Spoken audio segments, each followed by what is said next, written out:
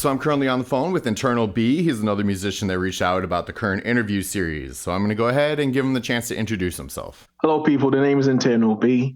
I'm hailing all the way from United Kingdom, England, Liverpool to be precise. I originate from West Africa, Ghana. That's my origin, and I'm living in Liverpool right now. So in England, in the Queensland. Yeah. Of course, I'm happy to be here with DJ Alexander. To have this conversation going. You know what I mean? All right, so let's go ahead and get into who you are and how you got into music.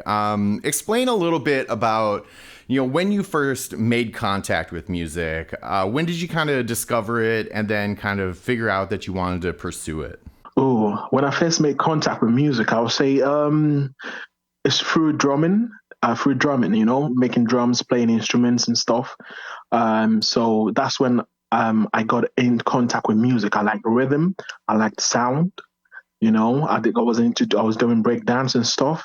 So all that thing merged into one.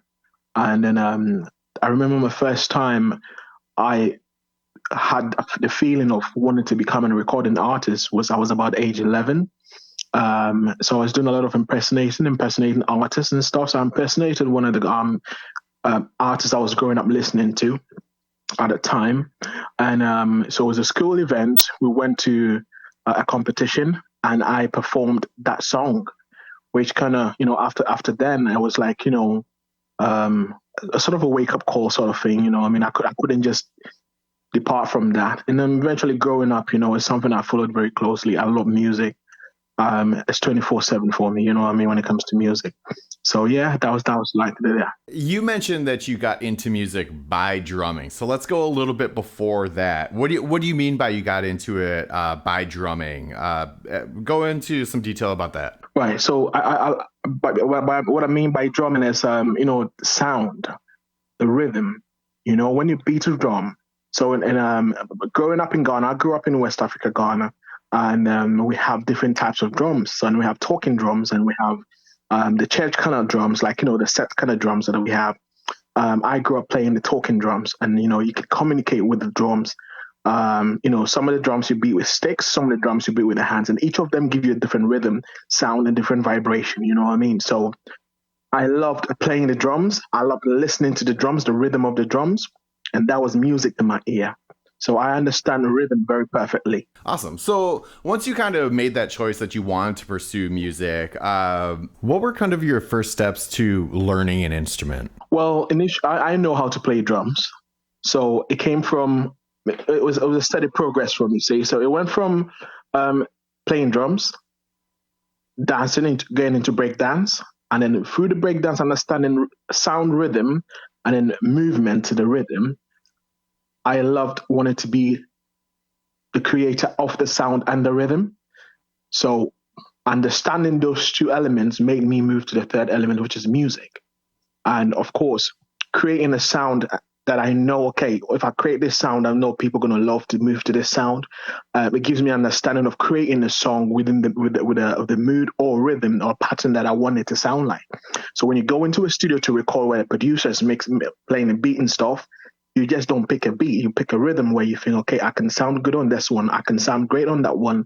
This can be a good song, can be a fast song, that can be a clap song. It lets you understand a lot of different things. So, so that's the steps. So from playing drums, understanding rhythm, dancing, understanding movement to rhythm, and then becoming a musician. Okay, so you kind of hinted at the fact that you kind of do a lot more session work than... at least I'm picking up on this. You're doing more session work than like working with other musicians or have a dedicated band kind of thing? No, I don't have a band at the moment, but yes, I do more session works.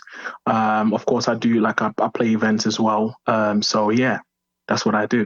Okay, and just to clarify, when we're talking about drums, are we talking about like a full contemporary rock type drum kit or something a little bit more in line with like percussion kind of thing? Well, yeah, either of them. So it's the like real live set talking drums, and then we have the something like the Congo drums or the African talking drums as well. So those two gave me an insight to music. So tell me about how you go about finding session work. Well, how I go about it is, that's no problem. I like, so I'm really big in reggae music. Um, so first and foremost, if I want to play a reggae song, or it depends what genre of music I'm trying to record. I'm very versatile artist, so to pick a session, I need to kind of understand basically what I'm trying to write about, what the song is going to be about. Or sometimes I just walk in and there's a beat playing, and I'm like, okay, I compose straight away onto the song. I don't have a set type of skill or specific way of doing composing my music. I can walk in and there's a beat playing, and I'm like, yo, I love this, and I'm just gonna probably just go with the flow. Or I can pre-write and then go on and look for a rhythm that, speak producer, I want it to sound like this, I want it to sound this way, and then yeah, we work from there. So do you also have producers and other bands reaching out to you for any sort of session drumming? Of course, yes. I do get feature requests and stuff like that. So that is something I don't mind doing at all. Sometimes I feel like when I do feature works as well, like I bring a different element of reggae or dance or kind of music or African style of music to whatever is going on in that moment. You know what I mean? And I can fit any kind of genre of music. I don't have one specific style. I just, let me hear what's going on, what the music is about, and then I can literally just write straight away, and then we get kicking. You know what I mean? Okay, and where do you want to see your career get to? What do you see yourself in 5 or 10 years? Oh, I wanna probably have a band by then. I want to be playing with one of the biggest shows everywhere in the world. I want to be touring. I want to be selling records. I want to be making collaboration with other artists as well. I want to be meeting great producers, great creative minds.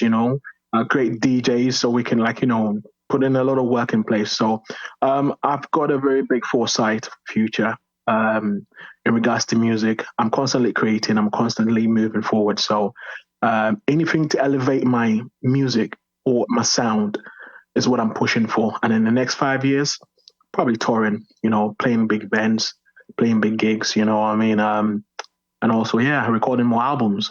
Awesome, that's great.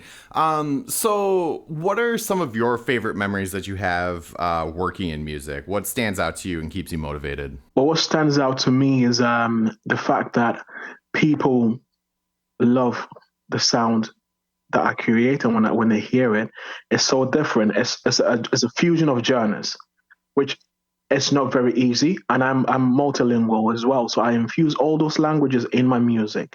So whether you speak English or not, or whatever language you speak, you might pick up a part where it can make you construct the whole song. So that is another reason why when I let people hear my music, the reaction to it inspires me to keep it going. Do you know what I mean? And the message in my music is very positive as well. Of course, we like to have fun, but we like to keep very, positive and high spirits everywhere we go. Sure, of course.